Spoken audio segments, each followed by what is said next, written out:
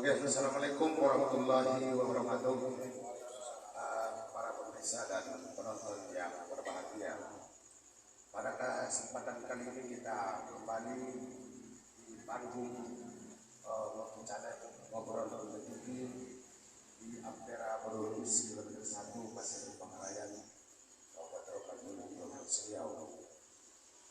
Dalam kesempatan ini, para pemirsa dan penonton yang berbahagia, kita akan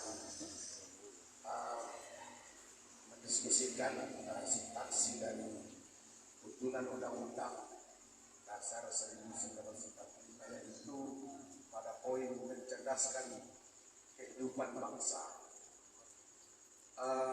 Para pemirsa dan penonton yang berbahagia, baik yang live di media sosial, kami terus menghimbau bahwa kegiatan diskusi ini adalah semata-mata untuk edukasi kepada masyarakat.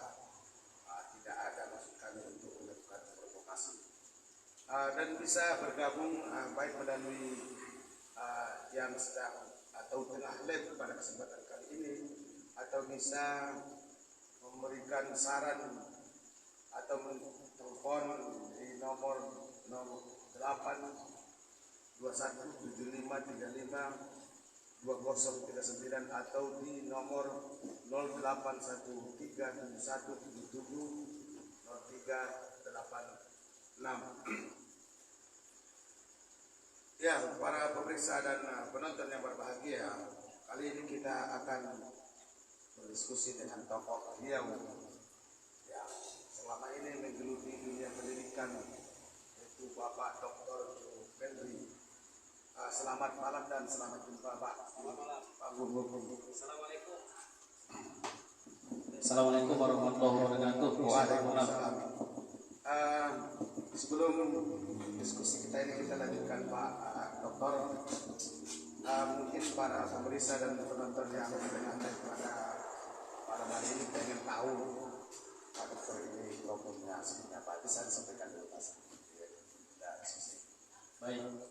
Pertama saya ucapkan terima kasih dulu lah atas undangan di forum yang keren Ngopi Channel, sebuah forum diskusi yang menarik ya, yang bisa mengeksplorasi ide dan pemikiran serta gagasan, dan saya yakin itu juga masalahnya.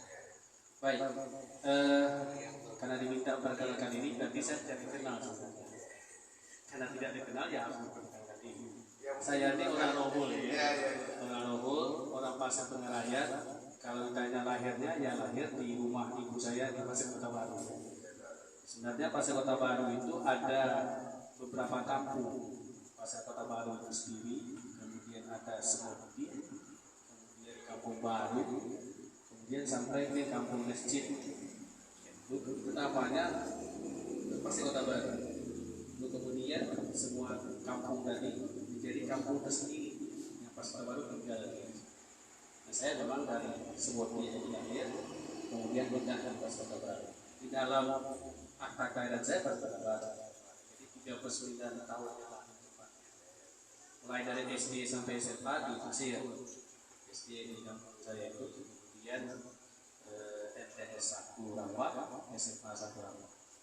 Lanjutkan pendidikan S1, saya lulus di jurusan Atas Negara Pendidikan 2006, kemudian Universitas Muhammadiyah Jakarta 2011 dan Universitas Malang 2019. Ketiganya agak lumayan lama saya alasannya.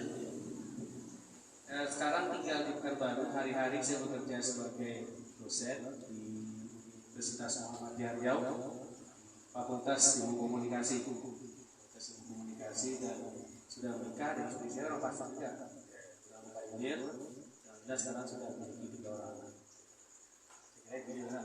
Panjang. Oke, Pak Dokter, sebenarnya para pemirsa mungkin sudah amanat dengan namanya, tetapi kan kesibukan sehari-hari kan tidak tahu Pak Dokter kan begitu. Karena Pak Dokter ini kita berbicara masalah mencerdaskan kehidupan bangsa.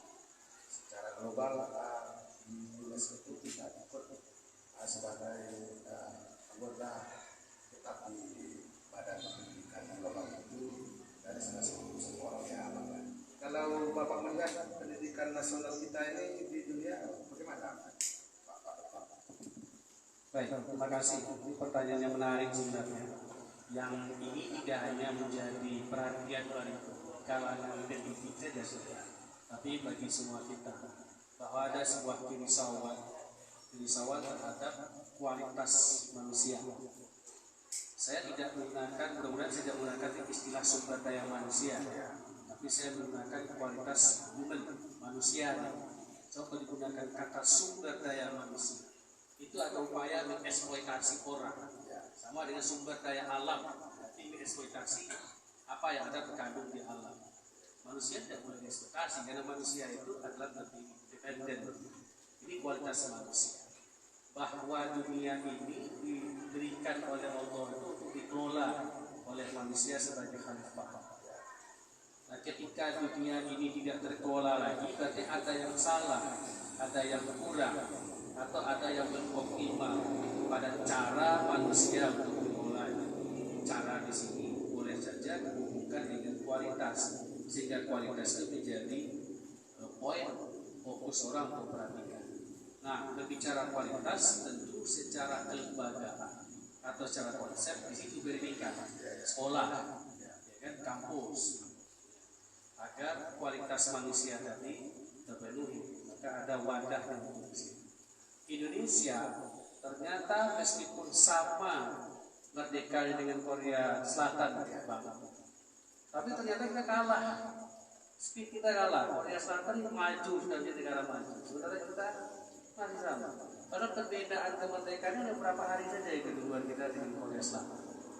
Artinya ini menjadi hal yang penting dan urgen menjadi perhatian pemerintah. Saya kira karena itu pula lah pemerintah coba membuat kebijakan itu bagaimana pendidikan menjadi perhatian harus 20% minimal. Yang dalam undang-undang itu 20 tahun 2023 itu 2003 yang mengharuskan anggaran baik level APBN, APBD provinsi maupun kabupaten kota minimal 20%. Nah, kalau kita lihat lagi itu pasti lebih 20%. Karena melihat sisi itu bukan ada di OPD atau dinas pendidikan, tapi kan pelatihan itu juga bagian pendidikan yang ada juga di dinas-dinas lain sebenarnya. Maka kalau kita coba akumulasikan itu, rata-rata di kabupaten kota itu lebih 20%. Nah, yang menarik kita tuh Pak Rambe, sudahlah anggaran sebesar itu tuh, kenapa seolah-olah tidak ada outcome atau dampak yang dirasakan? Karena pasti orang akan menghubungkan pendidikan ini dengan kemampuan orang untuk menjadikan diri dia menjadi dihormati. Dihormati berarti kan tidak miskin, kira-kira seperti itu. Nah, inilah yang mungkin di mana sisinya itu. Nah, saya kira itu poinnya. Luar biasa para pemirsa dan teman-teman. Pak Dokter, itu kan sistem pendidikan nasional itu poin pentingnya itu adalah pendidikan yang berakhlak mulia. Hari ini pendidikan berakhlak itu bagaimana Pak Dokter melihat di negara lain? Ya, jadi kan memang setiap orang dulu sekitar 5 tahun yang lalu, hampir semua, mungkin 10 tahun yang lalu, hampir seluruh tema-tema pendidikan itu ingin membentuk karakter manusia yang berkarakter. Jadi sebenarnya dari soal karakter sudah lama sebenarnya. Karena memang hantaman dari globalisasi, di mana sekarang tidak ada lagi batas ruang dan waktu, sudah bebas, maka suka tak suka kita itu budaya akan bercampur. Akulturasi budaya itu nggak bisa kita hilangkan. Ketahanan kita menghadapi ancaman atau budaya luar itu juga kadang-kadang goyah. Nah, disitulah kemudian dengan proses beradunya bergulat budaya tadi, kita terkadang kehilangan identitas diri, kehilangan identitas lokal kita sebagai orang yang memiliki ciri khas tertentu etikanya. Kita juga tidak boleh mengatakan mereka tak punya beretika, karena mereka juga punya cara etika yang sesuai dengan kultur dia, kan? Tapi mungkin yang kita maksudkan kultur kita, ya kan? Ciri khas kita sebagai bangsa Indonesia. Nah ini yang saya kira karena benturan ataupun masuknya dorongan budaya tadi, sehingga kita kalah. Apa menurut Pak Dokter itu kesalahannya di konsep? Karena memang Indonesia itu kan memiliki kultur yang berbeda-beda. Ya. Dokter memang orang Riau. Konsep dia itu pendidikannya seperti apa yang ideal menurut Pak Dokter? Ya, saya kira kan ada dua hal ya dalam kualitas manusia tadi. Kan tidak hanya bicara soal nilai men, tapi kan juga bicara tentang sains itu sendiri, pengetahuan itu sendiri. Nah tentu ketika yang menjadi sorotan sekarang kan saya tahu ujungnya. Kenapa kemudian orang sudah bersekolah, sudah memiliki ilmu pengetahuan, pintar, tapi korup misalnya, atau maling misalnya begitu. Kan seolah-olah kita tidak memiliki pendidikan kita tidak membawa value, tapi hanya outputnya berupa pengetahuan saja, ilmu pengetahuan saja. Itu jadi poin kita. Kalau kita lihat lagi jumlah yang korupsi sekarang itu kan produk-produk universitas. Artinya dia cerdas ya. Bukan untuk kepentingan bangsa gitu Pak ya. Akhirnya kan begitu ya. Jadi poinnya itu menjadi selalu menjadi diskusi ya. Yang menjadi kenapa yang menjadi korupsi itu justru orang yang terdidik. Orang yang berpendidikan jarang namanya orang yang punya latar pendidikan yang melakukan korupsi. Tapi rata kan punya latar pendidikan malah bisa satu pendidikan. Maka dia menjadi menjadi sasaran orang. Ini ada problem. Nah, tetapi begini, problem ini kan tidak bisa juga semata-mata disalahkan pada lembaga pendidikan. Tapi ini menjadi tanggung jawab bersama. Berapa kuatlah lembaga pendidikan yang sebutlah itu misalnya SMA, SMK yang masuk jam 7 sampai dengan jam kalau berapa tempat ada sampai jam 4 sampai jam 5 jam yang sesudah itu dia kemana? Ya kan? Nah, terkadang jumlah dia di sekolah dibandingkan jumlah di luar sekolah lebih banyak jumlah di luar sekolah, ya kan? Artinya kan pengaruh itu juga kita tidak tertahan, apalagi sekarang globalisasinya. Nah jadi begini, yang harus kita lakukan adalah kita harus bangga dengan identitas kita. Itu poin. Kita harus bangga dengan identitas kita sebagai bangsa Indonesia, sebagai orang Riau, sebagai orang Robur, sebagai orang Pasir yang memiliki ciri khas sendiri, identitas sendiri. Tak perlulah mengambil identitas orang lain, ya kan? Kalau mengambil standar etika orang Barat, bahwa kita sudah punya, kita sudah punya dan etika kita lebih hebat lagi. Tapi kita seolah-olah malu menggunakan yang kita punya, atau barangkali kita merasa tidak modern. Maka kita contoh standar etika orang modern, padahal kan beda itu. Tidak mungkin harus samakan. Nah, itulah menjadi menjadi persoalan. Iya, luar biasa.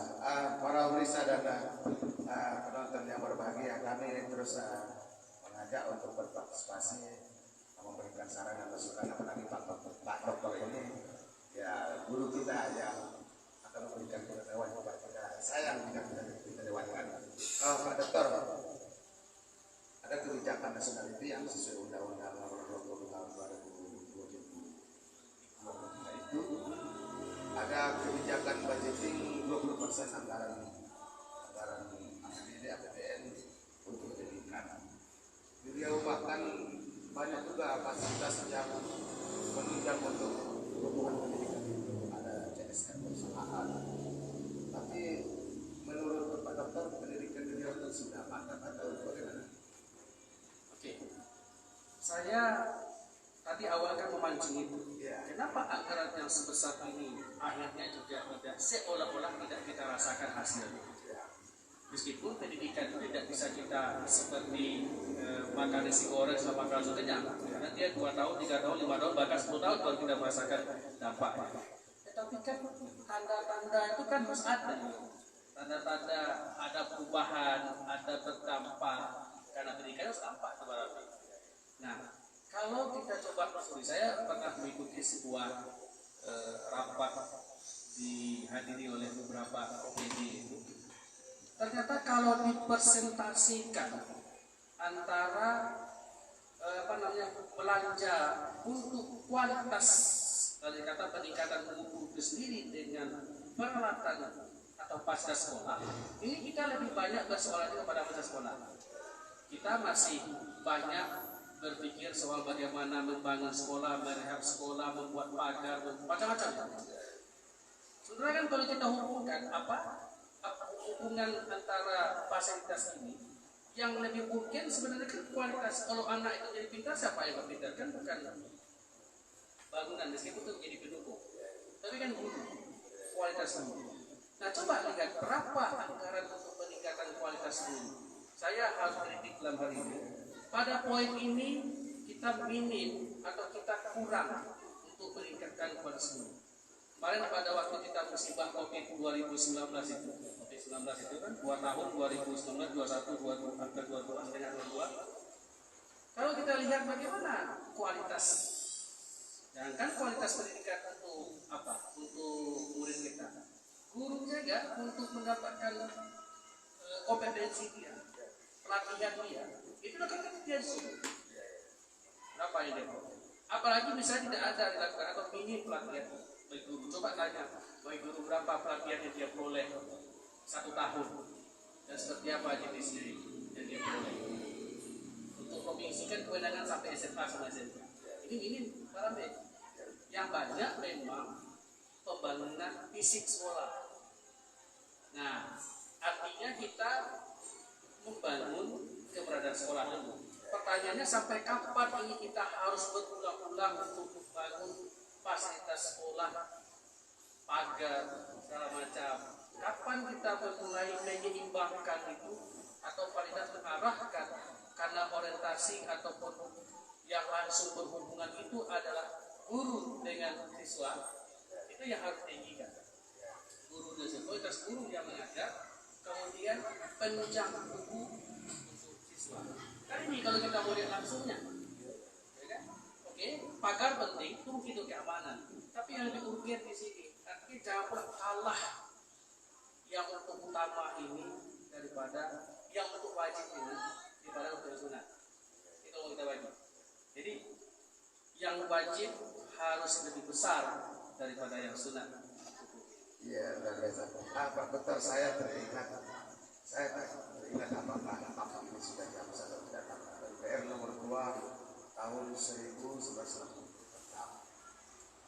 Arah pendidikan Indonesia adalah pendidikan Pancasila kan gitu. Kita tahu di sila kelima itu adalah keadilan sosial bagi seluruh rakyat Indonesia. Saya menyayangkan ini di kampung Patok sendiri, di daerah-daerah yang notabene di pinggiran. Kadang-kadang cuma satu kepala sekolah yang pegawai sipil, tidak ada sekolah politik.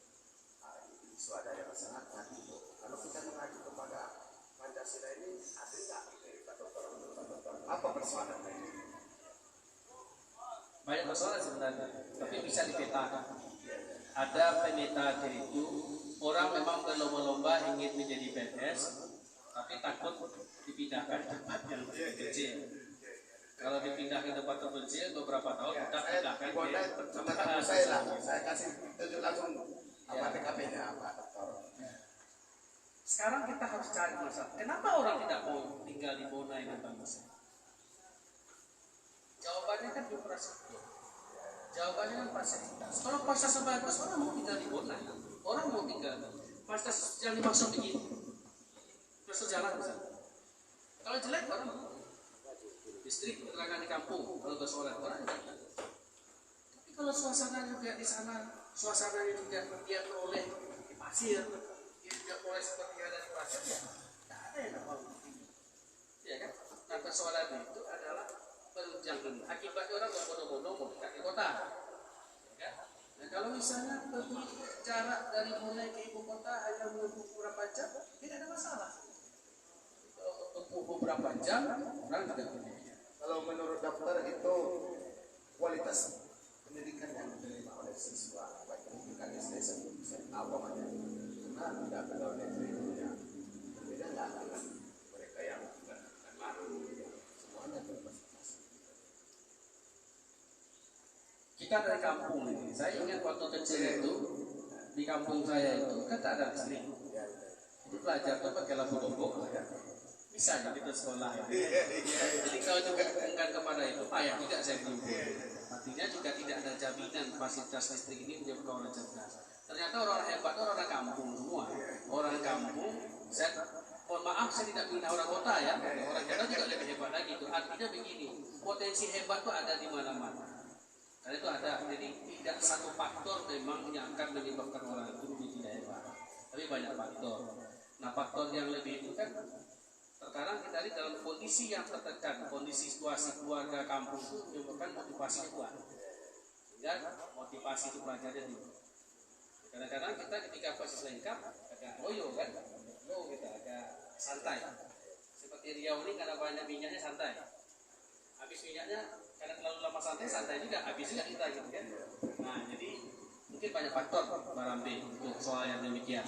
Jadi kalau dihubungkan juga tadi, saya juga tidak ingin mengatakan gara-gara sedikit PNS kualitasnya tak. Kalau kita sebut seperti itu seolah-olah yang tidak PNS yang tidak berkualitas loh. Ya kan enak juga kita itu kan. Ini memang menyimpulkan bahasa daripada tidak ada. Kan gitu. Artinya Barambe. PNS itu status. Oh gitu ya. Kualitas itu ada pada orangnya. Kalau orang bukan berarti yang honorer tidak kualitasnya di bawah itu juga kan.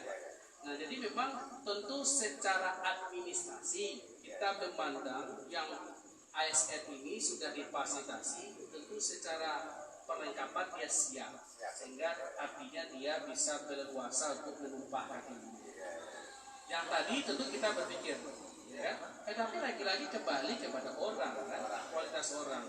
Berapa banyak orang yang memiliki kualitas? Anak-anak hebat itu justru sekolah di kampung. Kenapa misalnya dia sekolah di kota itu yang menjadi hebat gitu ya? Jadi mungkin faktornya bisa itu, tapi tidak itu yang utama menjadi persoalan dan bukan satu-satunya. Tapi harus dilihat dulu gitu kan. Nah bahwa distribusi guru-guru ASN itu harus proporsional, setuju. Tetapi kita tidak juga bisa menyalahkan sepihak kepada kawan-kawan ataupun pendidik ini mengapa tidak mau pindah. Kan harus dicari tahu mengapa dia tidak mau pindah, ya kan? Mengapa dia tidak mau pindah? Sekarang bukan persoalan jauh dekat kan, tapi persoalan ketika lancar orang biasa saja. Nah biasa saja itu kan. Oke Pak Dokter, kita tahan dulu. Ini ada masukan dari masyarakat, kita ambil dulu nih. Nah bisa mungkin sama-sama kita baca apa partisipasi dari para pemirsa kita yang tenang online. Assalamualaikum Pak Dokter, kami masyarakat Nogori Seluk ingin paparan tentang pendidikan karena sejauh ini Rogon ini berada di urutan ke bawah, di bawah dari 12 kabupaten kota Riau. Bagaimana konsep yang sebaiknya untuk meningkatkan kualitas pendidikan itu? Komentatornya dari Radio Amin Alam ini aktif ini komentar. Tolong ditanggapi dulu nih Pak Dokter. Baik. Konsep apa yang untuk apa ini untuk kampung Bapak ini meningkat pendidikannya? Jadi karena raja ini kita rakyat takut juga kita menjawab kalau pertanyaan raja. Tapi baiklah, apalagi namanya angin garam. Jadi kalau kita memandang ketersediaan pendidikan itu secara struktural, maka kita akan mengkritisi bagaimana konsep atau kebijakan yang dibuat oleh pemerintah untuk meningkatkan kualitas pendidikan. Maka itu akan ada pada ketepatan anggaran 20% untuk pembiayaan pendidikan. Tadi kita diskusikan soal itu. Kalau kita memandang dari masyarakat, maka ini harus ada tinjauan kepada kultur budaya kita. Budaya kita jangan sampai ada budaya kita yang ketemu sekolah, itu tamat kuliah ini sampai ujung. Ini statement seperti ini membuat kultur baru ini, membuat orang tak mau kuliah. Orang memandang kuliah itu menjadi tenaga kerja. Kuliah itu tidak menghasilkan tenaga kerja, artinya yang akan bekerja salah. Jadi Jadi kalau orang berpikir ujung-ujung kuliahnya, tamat kuliah di Bogor. Kalau gitu orang berpikir bahwasanya kampus itu melahirkan tenaga kerja, tapi itu yang melahirkan tenaga kerja cukup SMK Marambe. Iya kan? Kampus itu melahirkan orang yang mampu menghadirkan tenaga kerja. Dia mampu mencari bagaimana dia bisa hidup, bagaimana dia bisa berkembang dengan konsep keilmuan yang dia miliki. Kalau kemudian dengan sertifikat atau ijazah yang dia peroleh itu dia dapat ilmunya dipakai sebagai ASN, terus dia sebagai PNS, ya nggak masalah. Atau dia masuk, masalahnya sekarang satu-satunya dianggap sebagai orang sukses itu kan masuk jadi ASN, kayak itu persoalannya. Nah, ini juga kultur. Jadi, mari kita pandang bahwa pendidikan itu penting, bahwa pendidikan ini wajib. Bukankah dalam Al-Quran itu yang pertama diminta itu pendidikan, dan Iqra itu kan membaca. Jadi ini apalagi yo coba kita buat bahasa percuma sekolah ini kan. Nah, jadi ini kultur. Jadi satu hal yang harus kita lihat sisi. Satu, kita harus kawal dan usulkan dan kita minta sekaligus kepada pembuat kebijakan bagaimana kebijakan pembiayaan pendidikan yang 20% minimal itu tepat sasaran.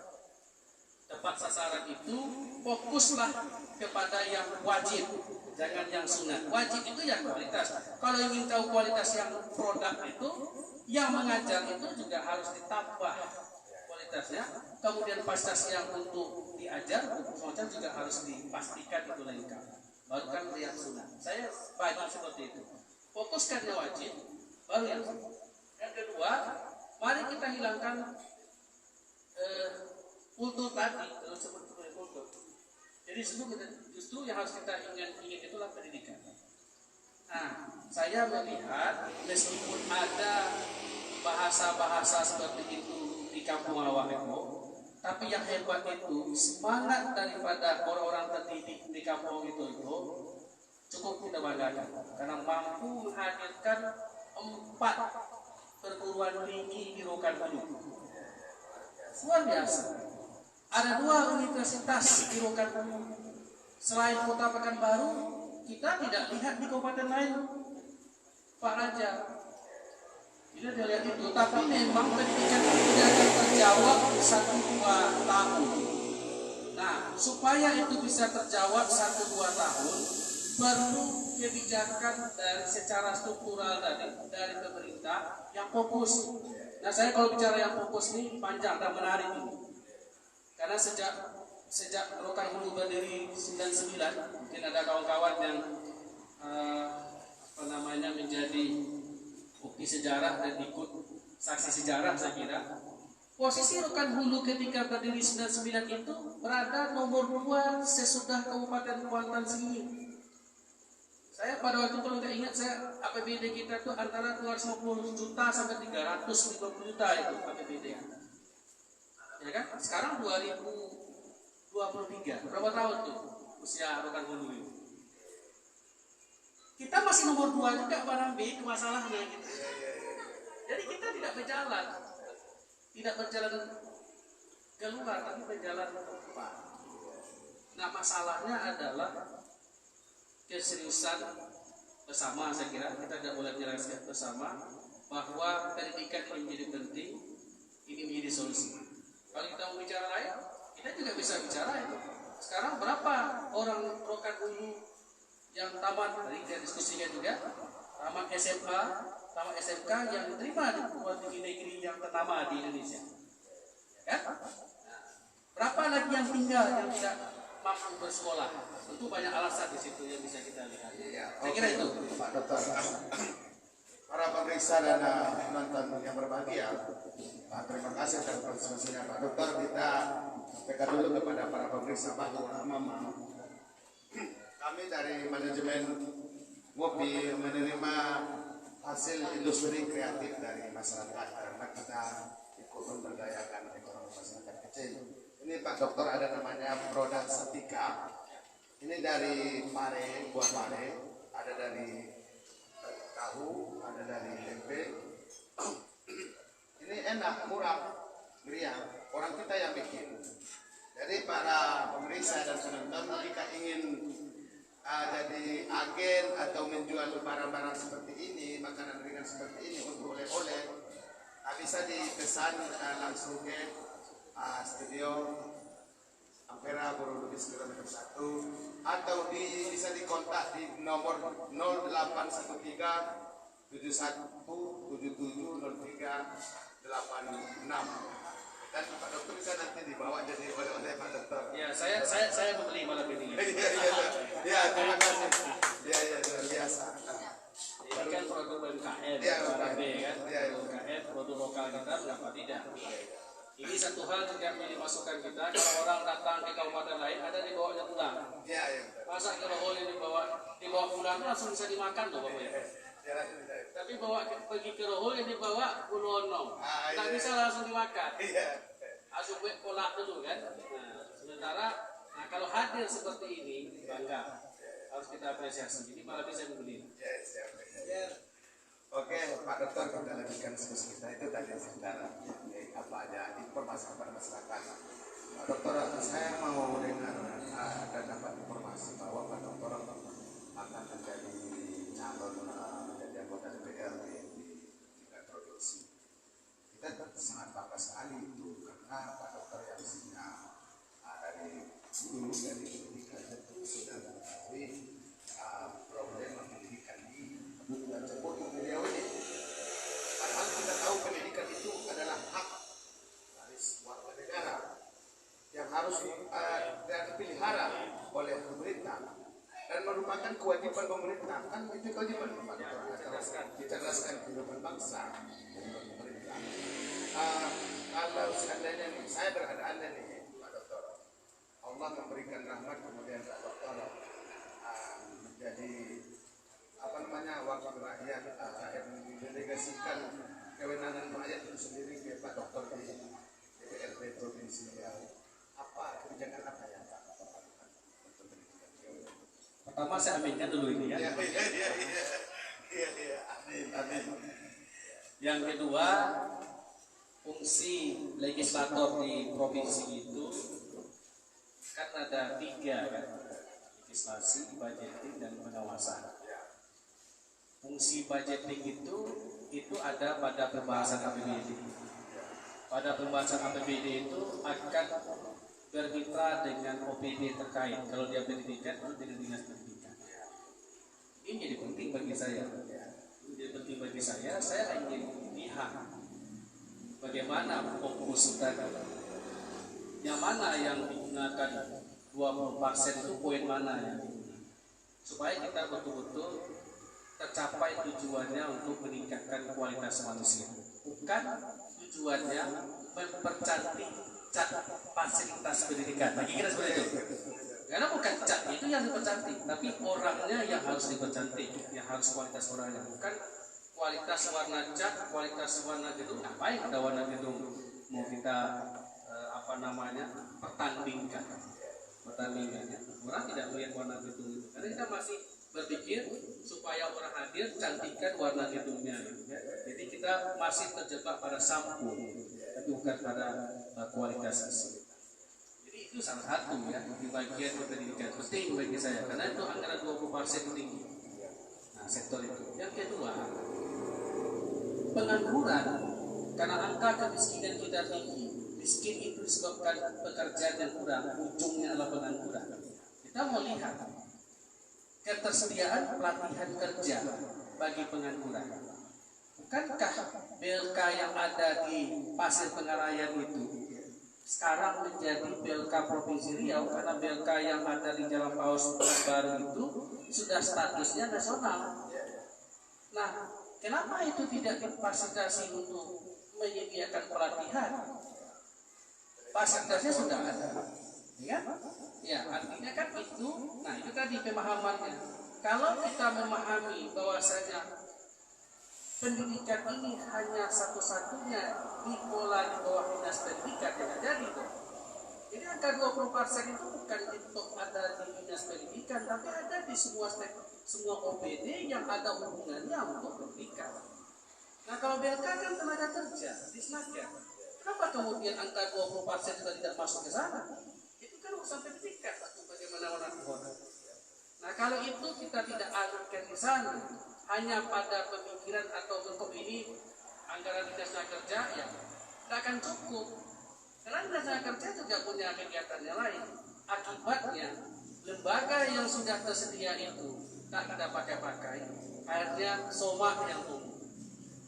Yang kalau ada pelatihan di situ beberapa orang, dan jangan sampai pula itu hanya untuk memenuhi laporan bahwasanya itu memang digunakan untuk melatih orang. Sayang, bersatu yang di belakang Pemda, ya kan? Kenapa itu ditempatkan? Kenapa kita tidak menghubungkan kepentingan? Kita miskin nih, kenapa tidak kita manfaatkan? Bukan itu untuk orang Riau. Orang Riau itu karena di kampung itu orang Luhur, lah orang Luhur orang Riau harus banyak. Saya beberapa waktu lalu ke Sumatera Barat.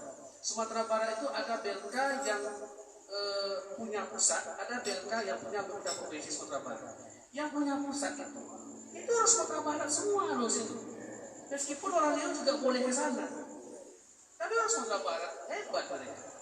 Terdidik mereka ada di kampung dia, belajar dekat rumah. Sekarang ada tempat di tempat kita, tapi tidak kita gunakan. Pasti alasannya kemarin diskusi dengan para UPT, anggaran tak ada. Ya kan anggaran untuk motor rumput payah kita ini. Pertanyaannya kemudian, itu anggaran 20% pendidikan kenapa tidak diambil ke sana? Nah saya kira ini juga ide dan gagasan yang harus kita terjemah, interpretasi. Bagaimana penganggaran itu ditempatkan pada posisi yang tepat. Kita tidak membuat interpretasi baru. Tetapi ya pendidikan itu, urusan pendidikan itu bukan harus diartikan dalam artian sempit urusan dinas tertentu. Tapi semua dinas yang berkaitan dengan pendidikan punya ruang di situ. Itu dia Pak Romi. Ini serius Pak Romi ya? Macam kuliah, enak saya mau santai. Tapi kan apa aja sih aku serius ya. Jadi Pak Dokter ini bukan, ini sudah kayak kompani pula ini. Ada partisipasi masyarakat, tapi saya tidak tetap karena Bapak sebentar lagi mau wakil rakyat kita aspiratif kepada mereka di penonton kita. Selamat malam Pak. Infonya Bapak calon Dewan Riau. Tolong Pak, partainya apa? Biar kami tahu dan ingat nanti. Tapi jangan lupa Pak, dunia pendidikan. Komentar dari Tania Sakita. Ini partai gimana? Terangkan dulu Pak, biar Bapak yang menerangkan. Pak Rambe, saya sebenarnya tadi mau mencuri-curi waktu. Mencuri waktu untuk menyebut ini. Ketika ada pertanyaan ini, udahlah.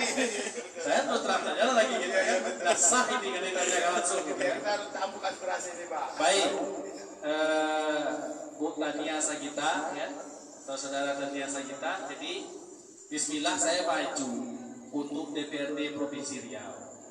Untuk daerah pemilihan Riau 3, yaitu Rokan Hulu secara keseluruhan. Partai saya adalah Partai Demokrat, nomor urut 4 di daftar calon sementara. Mudah-mudahan tak berubah pula, ya kan? Nomor urut 4 Insya Allah dari Partai Demokrat,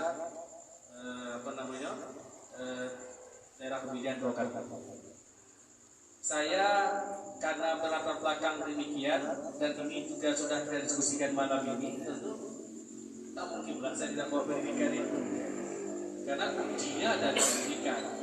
Bicara kemiskinan itu nggak selesai masalah kita sehari 2 hari atau 1 kali anggaran 2 kali anggaran tanpa solusi yang efektif yang namanya pendidikan orang. Tidak bisa. Mau dianggar berapa kali anggaran di APBD itu nggak bisa dia bisa habis. Tapi untuk mengurangi, yes oke. Tapi untuk bisa hilang menurunkan secara signifikan, maka harus ada usaha yang terencana, tersusun secara sadar. Nah usaha itu namanya pendidikan untuk mencerdaskan itu. Nggak ada solusi lain. Saya kira itu.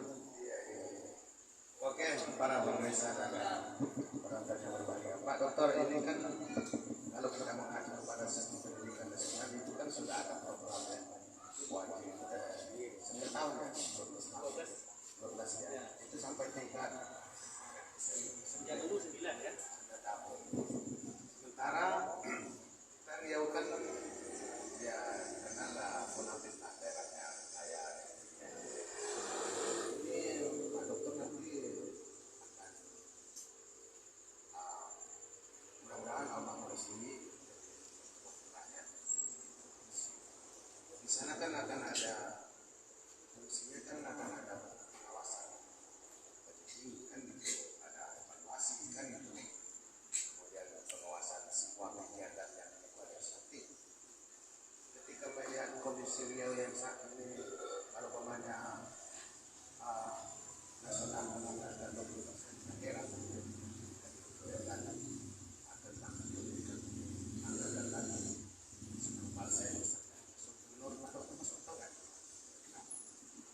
sekarang kan pendidikan 20%, kesehatan 10%.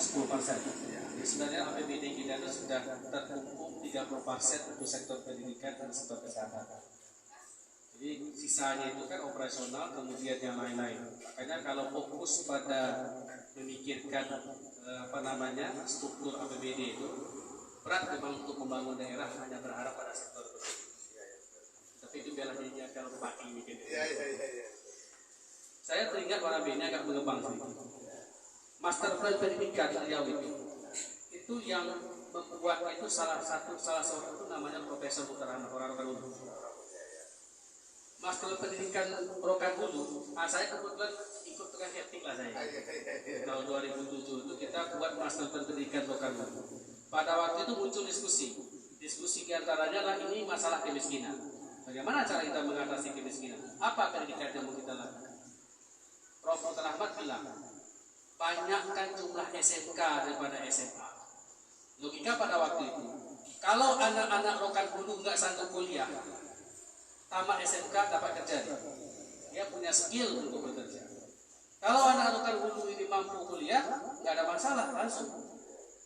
Maka ada upaya mereposisi jumlah SMA, jumlah SMK itu 60-40. SMK 60%, SMA 40%.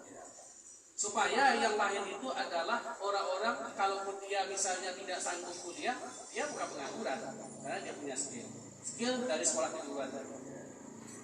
Masalahnya barangkali guru tak cukup. Kita ada persoalan pada ketersediaan guru, belum lagi ketersediaan peralatan.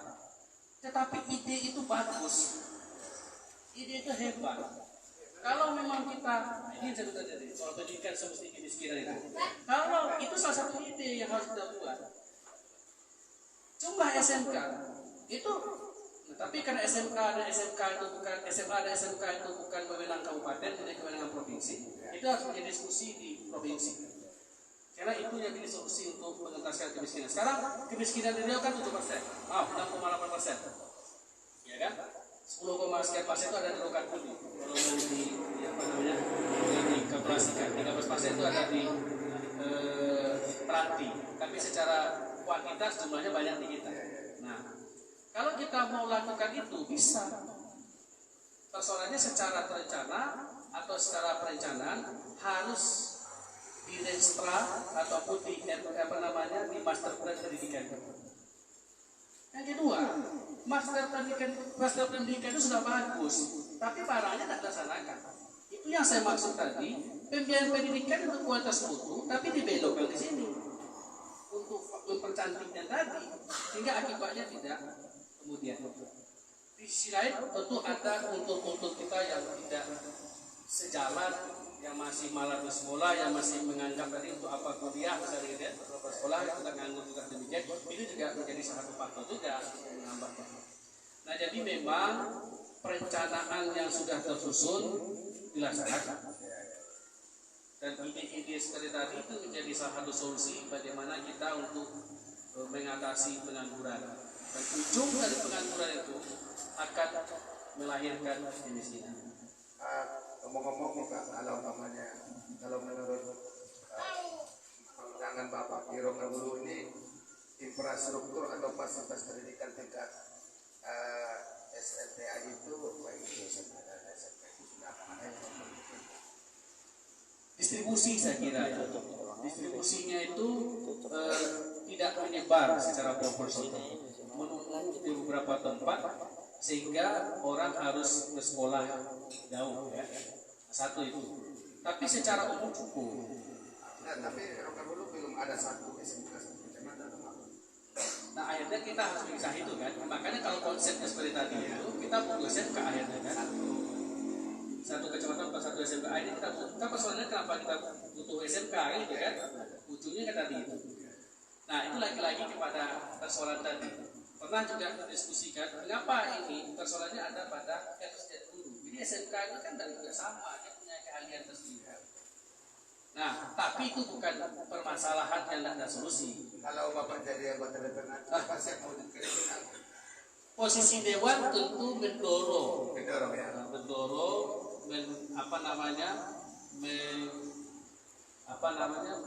push, bagaimana mendekat lah ya, bagaimana pengambil kebijakan untuk mitra kerja dinas pendidikan itu ya supaya serius kan. 20% jangan untuk pembiayaan semua untuk operasional, tapi juga harus untuk arah pada kualitas buku. Nah saya kira ini menjadi penting, menjadi poin utama lah. Tidak saya atau semua harus begitu, harus kita berkomitmen demikian. Karena kalau ini tidak kita seriuskan, ya sudahlah. Inilah apalagi kepentingannya untuk lokal dulu. Ini beda loh. Semangatnya harus lebih kuat kita.